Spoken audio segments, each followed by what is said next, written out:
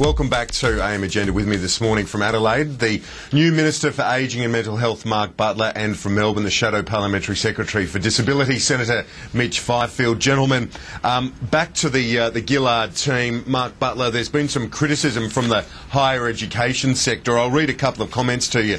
The Universities Australia chairman says Vice-Chancellors are disappointed and mystified by the absence of a specific education minister, someone with that in their title.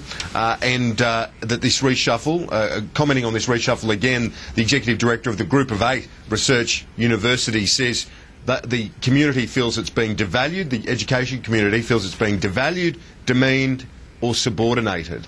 Not a good reaction.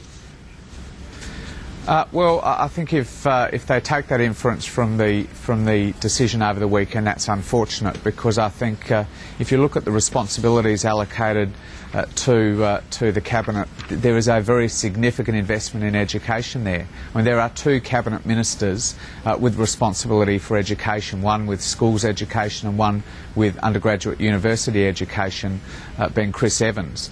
Also, in addition to that, Kim Carr continues to have responsibility for research in universities, particularly postgraduate education, and Julia Gillard has been very clear about her passion for continuing her education revolution. So I think you would struggle to find a Cabinet with a more significant investment in education for our future. I understand, and I've read some comments about the disappointment of some in the university sector about the lack of the word education in someone's title, and I'm sure that there will be some discussions with government about that. But I think if you look at the substance of the team that Julia Gillard announced over the weekend, there is a very, very substantial emphasis on education, as there should be. But if he's called the Skills Minister, Skills and Jobs, it doesn't really reflect the importance of tertiary education, does it? And that's the problem that the Vice-Chancellors have got. Why not just throw the term or the name education into Chris Evans' title and be done with it and placate their concerns? Well, I think, without getting into a debate about nomenclature, I mean, the skills and jobs are what higher education, whether it's the TAFE sector or the university sector, is all about. Now, I don't want to get into an argument remotely about with the Vice-Chancellors who have made these comments about the use of the term education, but the substance of the decision to give this responsibility to Chris Evans and a second Minister for Schools Education in the Cabinet, I think is a very, very welcome decision and reflects the importance that Julia Gillard attaches to education.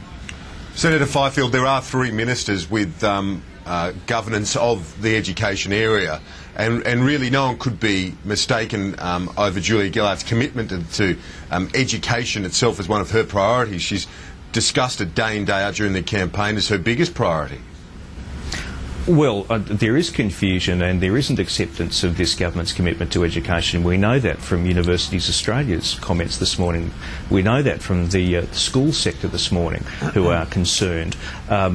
This is more than a little careless, Kieran, a Prime Minister who forgot to appoint an education minister. Education split 3 separate ways. Part of the reason for that is you can't have Peter Garrett responsible for the Building the Education Revolution, because he was responsible for the roof insulation debacle, the greatest maladministration in Commonwealth history. So, of course, you've got to have a separate education minister to look after the BER, because Peter Garrett can't.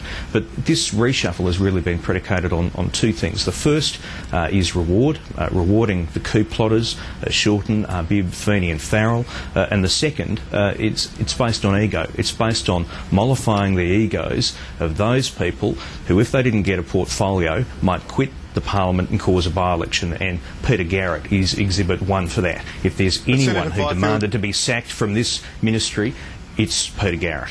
You know that, Senator Fifield, you know your opposite number, Bill Shorten, in the area of disabilities, has been an effective advocate, has he not? In that first term, he's been widely praised for his role in putting this on the agenda. So why not be promoted for Bill Shorten?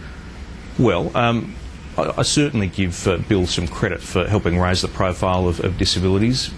So why not then secure a promotion? Most of the credit to the sector themselves. But I'm glad you raised disabilities, because Julia Gillard praised Bill Shorten's role in disabilities, said that warranted a promotion. So committed is this government to the area of disabilities that there is no member of the front bench who has dedicated responsibility for disabilities. Julia Gillard was asked about this at her press conference, and she stumbled and ummed and ahed and said, oh, well, we've got a couple of parliamentary secretaries without specified responsibilities in the family's portfolio. I suppose one of those people might end up with the responsibility. So important is disabilities that's also something that Julia Gillard forgot about in her front bench lineup. Senator Fifield, what about the Liberal lineup? We're hearing there's a fair bit of pressure in Liberal Party ranks from younger members that there should be some renewal, some pressure on Tony Abbott to renew the front bench and maybe move on some of the longer-serving members. Well, look, I've got no doubt that there will be some renewal in this front bench lineup. Tony's really got to take two things into account as he crafts his front bench, two separate roles of an opposition. The first is that you've got to be an alternative government, and we presented ourselves an alternative government at the recent election. We got a majority of the vote, a majority of the seats, and we very nearly formed government. So we need to be prepared in this unstable parliamentary environment that we may be called upon to form government. So it's important that we continue to see ourselves and present ourselves as an alternative government. The other task of opposition, which has got to be borne in mind, is that we have a duty, a responsibility to hold the government to account and to scrutinise them. And so, although this Parliament, this government, may not continue its full term, we nevertheless need to structure ourselves in both arrangements and personnel that we're well equipped to do that task of holding the government to account over potentially the full 3 years.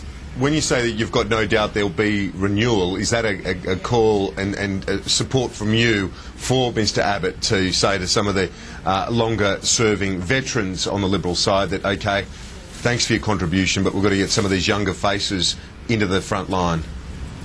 Oh, look, there's always some change in every reshuffle. We've got some talented new members of the parliamentary team. We've got some great members who've got experience and institutional knowledge, and it's important to embrace both those particular aspects of the parliamentary party. OK, Senator Fifield. Mark Butler, just quickly, we're almost out of time, but the swearing in, as I understand it, tomorrow, a big day. Obviously the government doesn't want to look too triumphal, but obviously a big day in many of your careers. Oh, well, look, it's an enormous honour to serve in any executive capacity for the Australian government. So we recognise the seriousness of the position, but we also recognise the privilege and honour personally to have been appointed by Julia Gillard. I think all of us, certainly I am, and I know my colleagues are just looking forward to getting down and starting our jobs. Mark Butler, Senator Fifield as well in Melbourne. Appreciate your time, both of you, this morning. Thanks for that. Let's go now to our reporter from the Sky News Business Channel, Brooke Corty.